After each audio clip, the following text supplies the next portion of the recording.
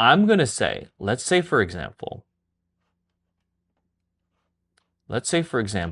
I want to upsell them with a product. Right? So let's say I want to sell them an ebook. What I can do is so this is on any page. Doesn't matter if it's an upsell or main funnel page. Okay? So what you're going to do is you're now registered. Now I can say here, add a checkout. See, all of these elements are different. So add a checkout. One-step order or order confirmation, two-step order. Okay, so let's just do the easy one is the one-step order. I'm going to put that down here. And I'm going to say duplicate. Hey, while you're here, wanna buy my ebook? I can edit the checkout form field by clicking on it and going and doing all this stuff. I can hide certain things, show certain things. You know, maybe I don't want the, so maybe the phone number, I want the country code picker. Okay, great. Maybe I don't want a shipping address. Maybe I want to rename certain fields, etc. Okay. Now, I'm going to hit save. I'm missing one thing though. I need to go, because this specific confirmation page has a product form on it for people to buy, I have to click on this box here that says products. So what I'm teaching you right now is if you are selling anything on a specific page, that page has to have this product configured. So click on add product. Remember all those products we created before? You can choose which price point. Right? So it's going to be $9.95 full price. And I'm going to hit save. So now what happens here is when a person fills out this webinar registration form, they get sent to this page. Hey, while you're here, do you want to buy this? And look, there it is, the ebook, $9.95. This is how you're going to do this. Now, the only other thing you have to do in addition to this is you have to create another confirmation page for after this purchase is done. So I can go ahead and click on clone funnel step, clone it here.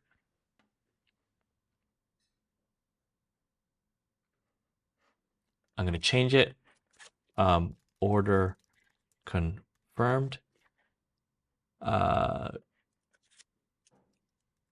Ebook paid confirmation. Don't use this type of wording. Do your own thing, but make sure it makes sense because sometimes they will look at it. You'll see there's no product here because there's no order form. I don't want the order form anymore. So now I'm just going to edit this.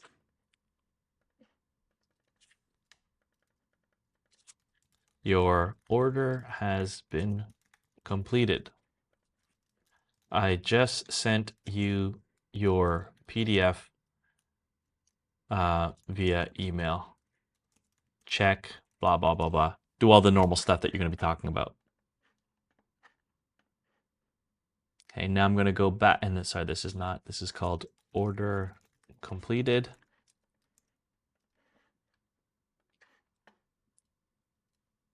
I'm going to go back.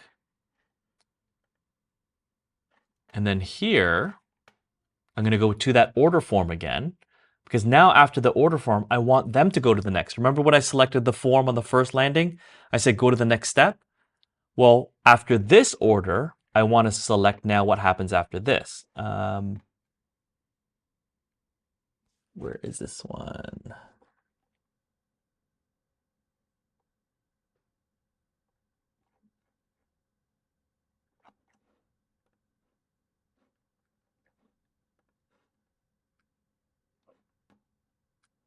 Oh, there's right there. Button actions, right?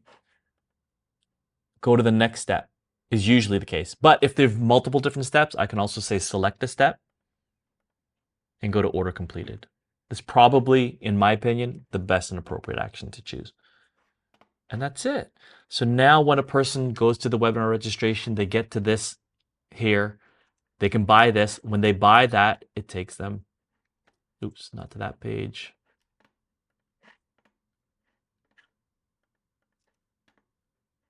it takes them to that page. So what you've done now is you've built a funnel. And now from your funnel, there's different things that you're going to be doing. So by the way, when you look at this ebook funnel, stats will tell you all the page views, how many people opted in, if there was a form on there, all these different details. Remember, data, metrics, these are the good things that you want.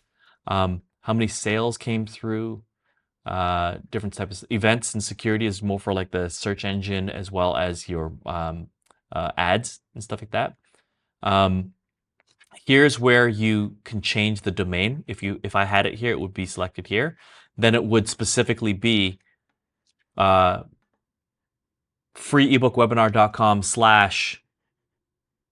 and then it'll say here, like under the publishing, /free ebook, free-ebook, and then freeebooksales.com / free-ebook-confirmation. Okay, so that's if I happen to put a URL in here. If you are looking to create these are called favicons. You see this little orange icon beside my URL. See, these have nothing, they're blank. It's because there's no favicon. So that is something that you'll find in your media. So you've got to find a little icon of some sort that you might have created or uploaded. So let's say that this is this guy. I'm going to create get link. I'm going to paste it in. Oh, I can't really do that. Maybe that'll work. I don't know. Let's see. Usually it's like it's a PNG file, tiny little PNG. Yeah, there it is. So you see now, when I refresh it, the little blue icon comes up.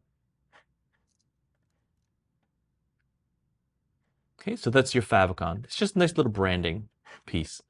So now all of this stuff is here. Okay, so not only did we create a landing page to register, or sorry, to whatever the ebook was, or it could be webinar registration. Let's pretend it's a webinar registration. Forget that the funnel said free ebook. It's webinar registration with an upsell to buy an ebook.